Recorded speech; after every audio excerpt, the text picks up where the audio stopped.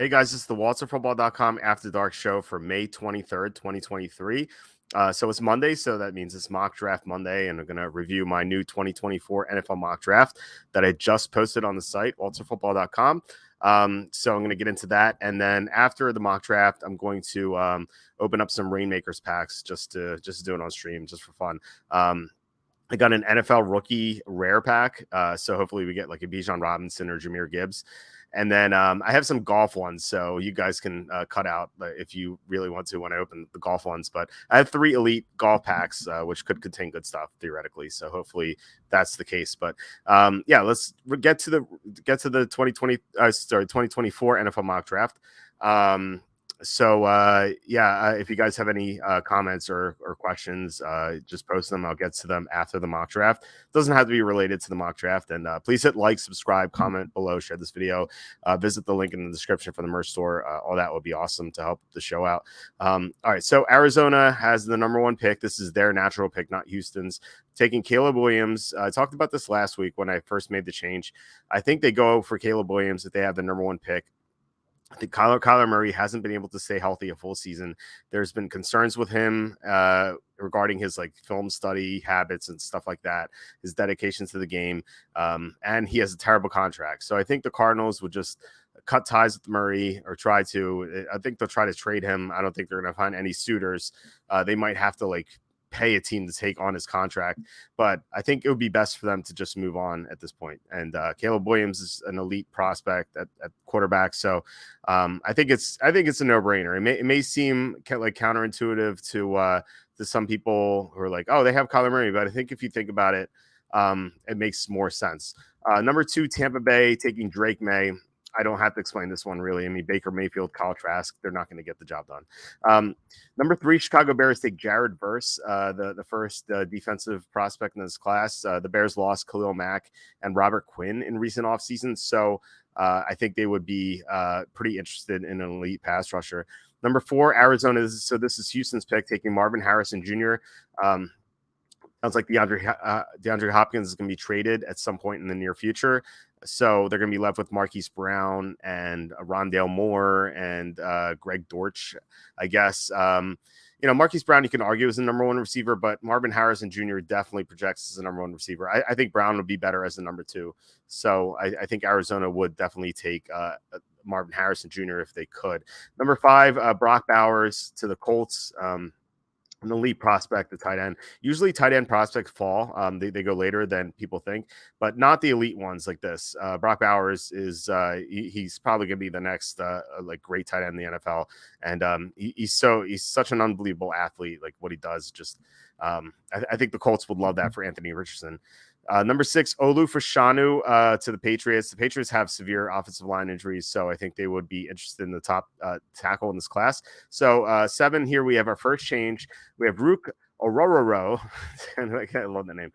Defensive tackle from Clemson. Just a big playmaker in the interior of the defensive line, something the Packers have needed for a while.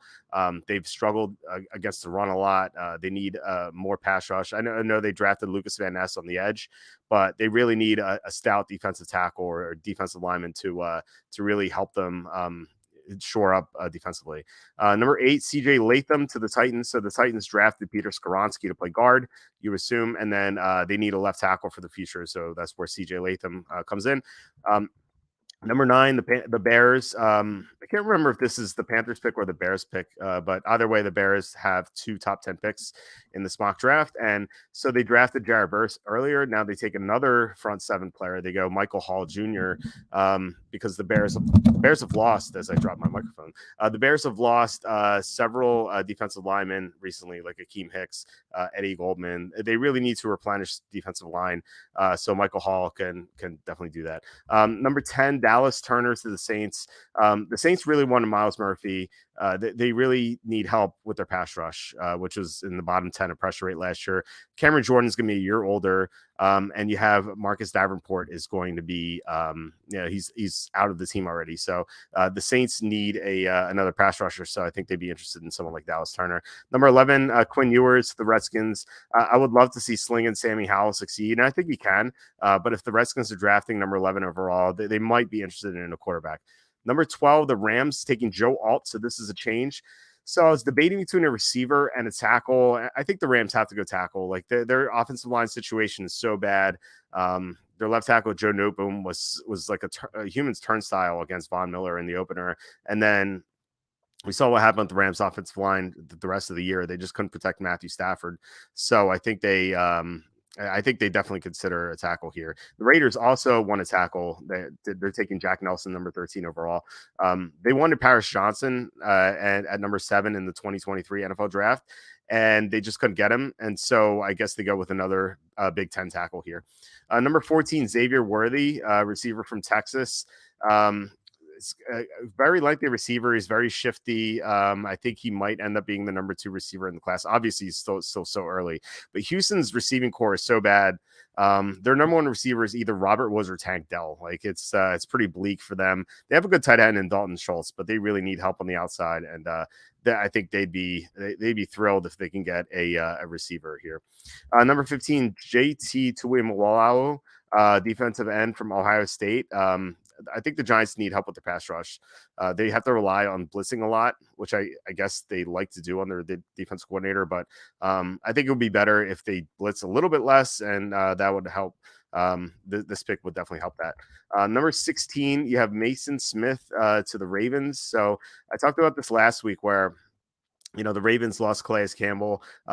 They need to replace him. It's kind of funny how both the Ravens and Jaguars in this mock draft are replacing Calais Campbell. The Ravens obviously very recently, but they need a defensive tackle. Mason Smith is, you could argue he's the best player available here. We have number 17 Chargers taking Kamari Lassiter, the first cornerback off the board. Wanted a cornerback a little bit earlier, just didn't work out. But the Chargers, they really struggled with J.C. Jackson last year. They signed him. They thought he'd be a really good cornerback for them, and he really struggled. So I think they would go after a cornerback in this position. Number 18, Donovan Jackson to the Broncos. I think one more offensive line upgrade is what the Broncos need. They added Ben Powers and Mike McGlinchey, and then they get Garrett Bowles back from injury. Like their offensive line is going to be a lot better this season, but I think they can use another blocker. So that's where Donovan Jackson comes in. Number 19, Braylon Trice to the Falcons. I mean, how many times am I going to say it? The Falcons dead last in pressure rate the past 2 years. That I think that would change under Braylon Trice, and I actually think it'll change under Calais Campbell. He's going to help them out a lot, but still their pass rush is not going to be very strong. So they need another guy on the edge. At number 20, speaking of pass rushers, you have Jack Sawyer to the Seahawks. Seattle's pass rush was pretty weak last year. They still need help in that department, and Jack Sawyer is one of the best prospects I have available, so a pick makes sense. Number 21, Vikings taking Kool-Aid McKinstry. I don't think you need to sell any Viking fan on a cornerback. Their cornerback core is so bad, except for Byron Murphy. They really have nothing at the position, so McKinstry makes a lot of sense there.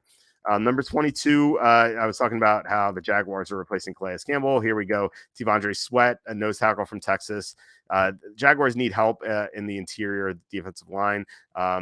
For sure. And they could go after a safety too. I was looking at their, or actually cornerback or safety. I was looking at the defensive backfield when I was writing up their season preview. It's like pretty bleak. But they could also go after defensive tackle. So I think that makes sense. Number 23, Steelers taking Chico Bennett Jr. I've said this so many times, sound like a broken record. Steelers were 8-2 with TJ Watt last year, 1-6 without him. So I think they need to like, first of all, have an insurance policy if TJ Watt goes down again. Second, it wouldn't hurt to have another pass rusher too, to kind of like rotate to keep TJ Watt fresh. So I think the Steelers would definitely consider a pass rusher at number 23. Dolphins, number 24, Javion Cohen, a guard. So the Dolphins were pretty disappointing in the mock draft in their 2023 NFL draft. I know they didn't really have a pick until the third round. They couldn't do much. I think they had like 4 or 5 picks overall. So, I feel like you were going to be disappointed either way with what they did, but they didn't add an offensive lineman. I don't know if they did it at all, but until late, I think at the very least. They went after a running back with their first pick, which I thought was a mistake. They could make amends for that here. They have to keep Tua Tagovailoa healthy, and Javion Cohen will help do that.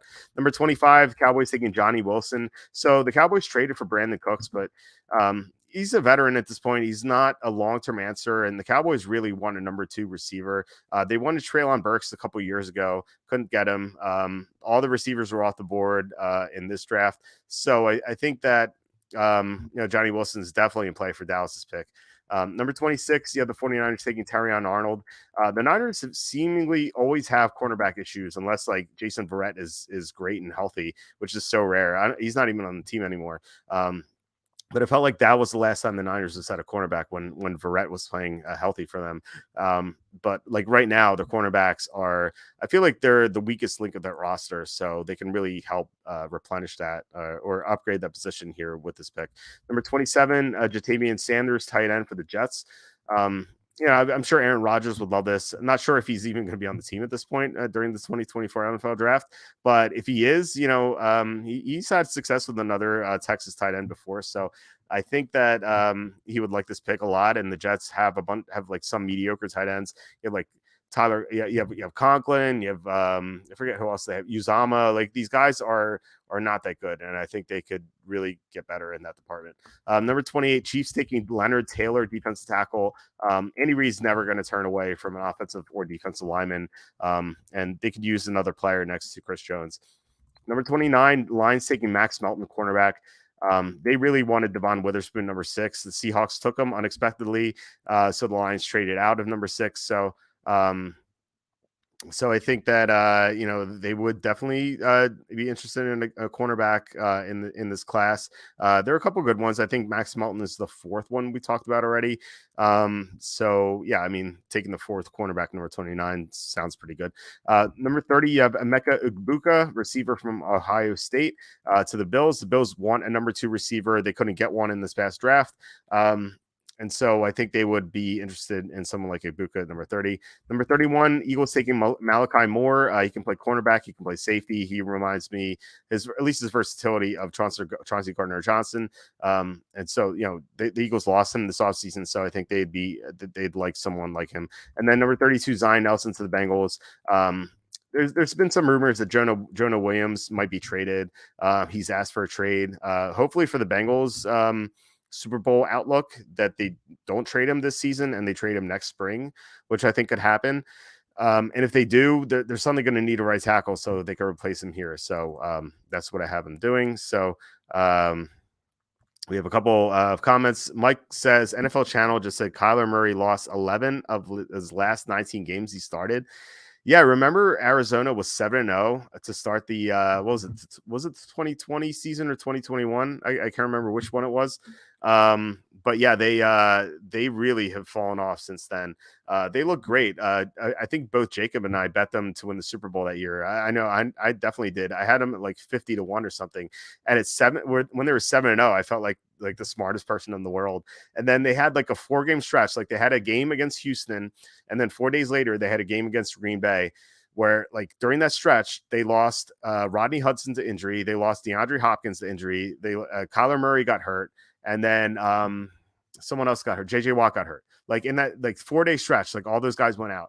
And ever since that 7-0 start, they've been so bad. And now Murray's not even going to play until like who knows, like November. So it's rough times for Arizona, but at least they can start over. They might have 2 top 10 picks, maybe even 2 top 5 picks, like in this draft. Actually, 2 top 4 picks. So they can really start rebuilding here, which they really need to do. Mike asks, who names their kid Kool-Aid or Urban or Baker? Yeah, there's some weird names. Like I thought Bam Adebayo, the center from the Miami Heat, was his real name. I actually looked that up. I'm like, is it really Bam? It's actually it's something else. Something I couldn't even pronounce. But they called him Bam. His mom called him Bam because he reminded her of Bam Bam from the Flintstones when he turned over a table or something. So I don't know if like Kool-Aid is his like real name. If it is, it's kind of sad. But if it's like a cool nickname, then I don't mind it. Robert says, I'm glad we're getting more videos. Yeah, I mean, I plan on coming on every night, Monday through Thursday. Tuesdays might be weird because we might do the regular show at 6:30 with Jacob. I don't know if we're doing one tomorrow. I got to ask Jacob about it. If we do, I won't have an After Dark show because we're going to do that show. If we don't, then I will do an After Dark show tomorrow night. And Robert's saying I would sit Kyler for the year. Yeah, I would too, because what if you rush him back and then he re-injures himself, and then you can't get anything in the trade for him? I think that would be like disastrous. So, and it's not like Arizona's going to win games without him. Like, look, like if you want to laugh, like look at Arizona's depth chart, especially on defense. Like their offense is not bad, but like look at their defensive depth chart. Like look at their pass rushers. Like they're guys you've never even heard of. It's like so sad. Their cornerbacks are even worse. Like they have nothing at cornerback. They still have like Buda Baker at safety. Their safeties are pretty good. Their linebackers are pretty good. But their pass rush and cornerbacks are so bad. I have no idea how they're going to stop the pass. It's going to be so bad. Robert asking, are you still posting stock stuff? I haven't since the Super Bowl weekend, I think, and it's been rough because it's such a bear market right now. It just sucks to hold anything.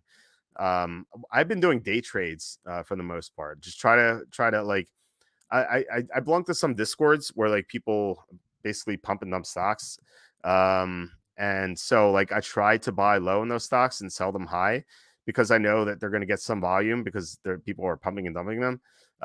So that's what I'm doing right now. The only stocks I'm really holding right now are AMC, GameStop. I still have Clover, which has rebounded a little bit. I still have alt, unfortunately. This is such a bad CEO. This guy is such a criminal. He should be in prison. I want to save that for a loss for tax purposes. Like if I ever get a big gain, I'm going to sell for a loss to kind of even things out.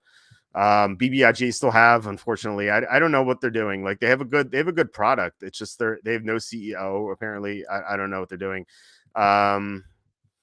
I don't know what else I have. I have a couple other things, but like nothing too much. Like basically, my main stocks are AMC and GameStop. GameStop's really running right now. I actually retweeted something or a quote tweeted something from this guy. He's like a millionaire philanthropist, and he said that his computer share account couldn't process his GameStop shares. And I said, like, here we go again. Like, I said this on the stocks page. I'll get to the Reignmakers stuff after this, but I said this on the stock page. Like, I have an E-Trade account, and when GameStop did their stock split in July, they couldn't they had trouble processing my stocks. So, like for example, I don't know how many. I forget how many shares I have. Let's just say, for example, I had 400 shares of GameStop. They did a 4-for-1 split, so I should have had 1,600 shares of GameStop at a quarter of the price, or a quarter of the price. So the first day I had that, it went to 1,600 like correctly. The next day it went back to 400 and kept the current price, which means I would have lost like 75% of my money. And so I thought it was an error. So like I let it go that second day, and the third day it still was the same way. And so I called E-Trade and I found out like what's going on here? Is this just an error? And the guy like he's like, oh, let me check. So like I had to wait on the phone for like 10 minutes. And he got back to me. I can't believe he admitted this. He said, we don't have the shares available to give out for GameStop, but I'll credit you on your account. So I was like, are you just like printing shares right now? You just like admitted to me that he's like they're printing shares. Like they don't have GameStop shares. I think this applies to AMC as well. Like they don't have real shares to give out. They're just manufacturing. They're just printing shares, kind of like just printing money. It's I think eventually it's going to really hurt someone because GameStop stockholders have registered their shares on computer share, and so that's supposed to like lock up the basically lock up the float. And so like if the float's locked up, like where are these shares going to come from? I think give it some time. I think and this is not financial advice. Given some time, I think GameStop's just gonna go nuts, and I'm holding it. So I'm just telling you what I would do, which I'm doing. So Mike says Cardinals do have 3 left tackles. Yeah, Paris Johnson's going to play. I guess he's going to play guard his first year and then move to a right tackle. I think Kelvin Beacham's like 34, 35. So, and then when like Humphreys retires, he's finally going to move to left tackle. It makes sense. Like I don't know. Like they need to protect their quarterback, but it is weird that they have no pass rush at all. They have no cornerbacks, and they're like, oh, let's take a third tackle. It's pretty funny. Rob says I lost money on a bad trade today. Yeah, it happens. I had a like my worst day trade was a couple weeks ago. It was AUD and actually like retweeted something of that.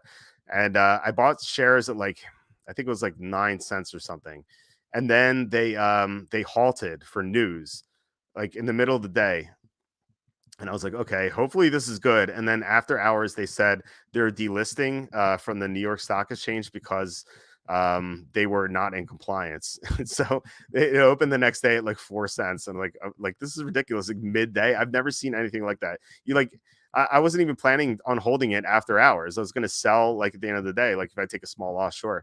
But it's like it halted and then I couldn't sell just because it delisted in the middle of the day. I was like, what is this? It's ridiculous. But it's creeped up to like 6 cents. So, I'm still holding it because I think they're going to regain compliance. I have a feeling they're going to do that. And once they do, I actually think I'm probably going to make money on the trade. It might take a couple months, unfortunately. All right, let's open some packs here. Like I said, I got a rookie pack. They allowed for crafting this today. Which was I was looking forward to, and I was going to make like 2 or 3 of them, and then they said it's only limited to one per person. So I have only have one of these, but it's all the rookies, and I'm hoping to get a Bijan Robinson. Like first of all, I want a Bijan Robinson of some sort, and second, I'm looking for a rare because they're doing 2.5 cores per pack and a half a rare per pack. Rares are worth a lot more money because you can enter them into higher contests and win more money.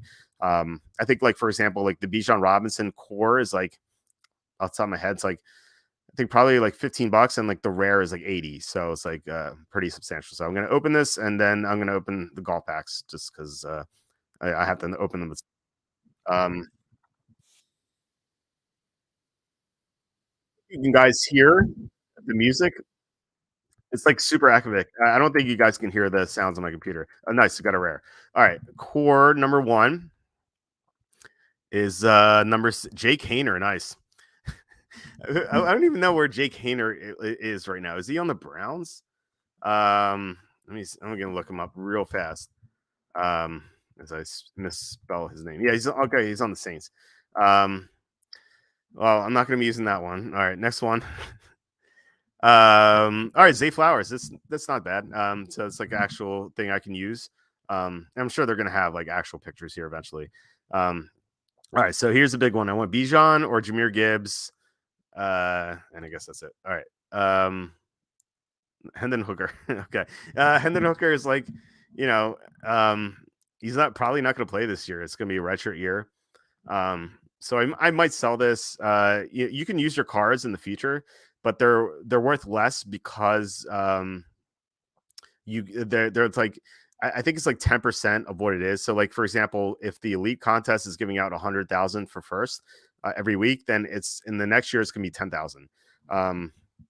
So like what they want you to do is they want you to craft your cards for the next years, so you can use that. So this is something I can craft for something in a future year. I don't know. It's like kind of disappointing, but I could probably sell it. I don't know. It's fine. All right. I'm going to open some golf packs. So if you guys might be bored by this, I don't blame you. But I won 4 rare golf packs and I won 3 elite packs. I'm hoping for Scotty Scheffler or John Rahm or just another good golfer. I want some core packs too, but they weren't good. I'm just going to skip this animation, which I guess I canceled. I don't know what happened there.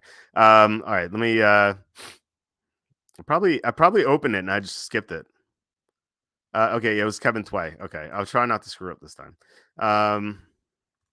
Kevin Tway, not very exciting. All right, open pack. I'm not going to click the X. Okay, skip. There we go.